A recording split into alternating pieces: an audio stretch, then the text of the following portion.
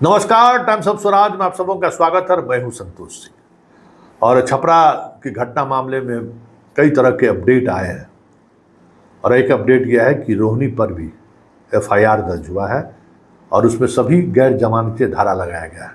हत्या का प्रयास, बूथ लूटने की कोशिश, ऐसे मजमा जमा करना, बहुत सारी धाराएं लगाई गई हैं। और वो केस वही मनोज सिंह जो पोलिंग एजेंट था जिसको लेकर रोहिणी विवाद खड़ी की थी। भाई आप ये तौलिया क्यों रखे हुए हैं। पहली बार भी विवाद हुआ, फिर दोबारा आई तो वो बाहर में खड़ा था।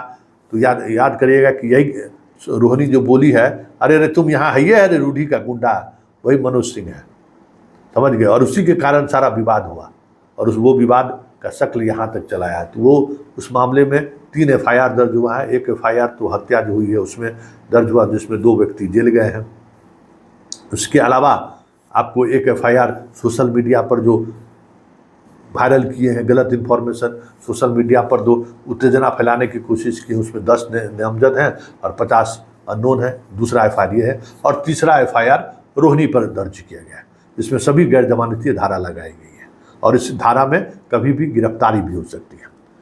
इसके अलावा भोला यादव को किस हैसियत में डीएम बूथ वाइज घूमने की अनुमति दिया है, इसके बारे में इलेक्शन कमीशन ने विस्तृत रिपोर्ट डीएम से मांगा है और यही रिपोर्ट डीएम के गले की फांस बनते जा रही है। और ऐसे में डीएम पर कार्रवाई हो जाए तो कोई बड़ी बात नहीं होगी। इसके अलावा रोहिणी जो हाउस गार्ड मिला हुआ है नेता प्रतिपक्ष के रूप में राबड़ी देवी को और तेजस्वी यादव को, लालू यादव परिवार में, वो सारे हाउस गार्ड को वो लेकर चुनाव के दौरान घूम रहे थे। वो फुटेज भी कई जगह शहर के अलग अलग जगहों पर जो सीसीटीवी कैमरा लगा हुआ है, उस कैमरा से प्रशासन ने वो सीसीटीवी फुटेज को निकाला है, जिसमें कई गाड़ियों से ये चलती हुई दिखी है। जिस मतदान केंद्र पर हंगामा हुआ है उस मतदान केंद्र पर भी जो सिक्योरिटी के गार्ड है, क्योंकि देखिए आप चुनाव लड़ रहे हैं तो छपरा जिला प्रशासन की तरफ से आपको सिक्योरिटी गार्ड मिलता है। आप उसी सिक्योरिटी गार्ड को लेकर घूम सकते हैं, सुरक्षा गार्ड को लेकर। आप बाहर के किसी भी सुरक्षा गार्ड का आप इस्तेमाल नहीं कर सकते हैं, जो कानूनन अपराध है।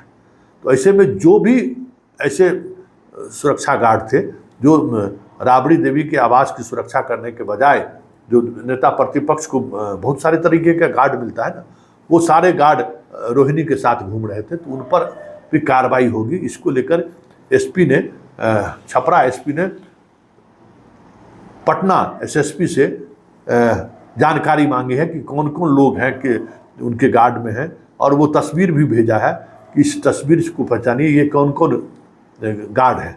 ऐसे में अब गार्ड पर भी कार्रवाई लगभग तय मानी जा रही है। लेकिन इन सबसे इतर जो सबसे महत्वपूर्ण बात यह है कि इस घटना को लेकर जिस तरीके की बयानबाजी हो रही है, जिस स्तर पर बयानबाजी हो रही है और जैसे जैसे चीज़ें सामने आ रही है,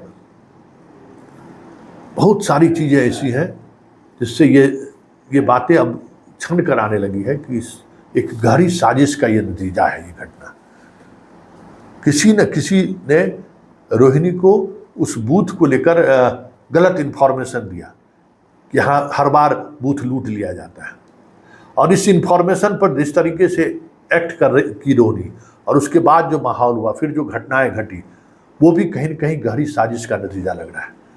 और ऐसे लोग थे इस घटना के पीछे जो चाह रहे थे कि जो शांतिपूर्ण चुनाव संपन्न हो रहा है बिहार में, उसमें कुछ न कुछ ऐसे नैरेटिव सेट हो जाए जिससे महागठबंधन या इंडिया गठबंधन को नुकसान हो जाए।